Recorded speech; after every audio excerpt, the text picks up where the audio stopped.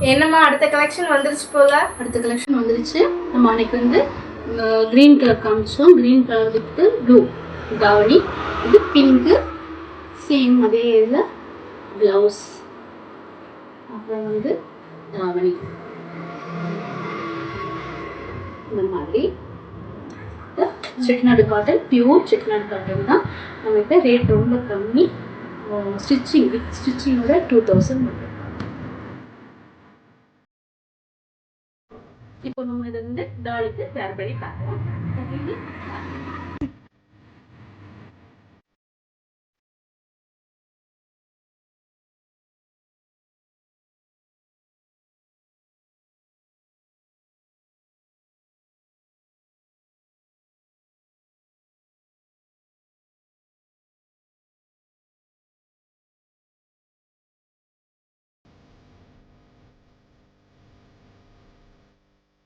வேர் பண்ணியிருக்கோம்.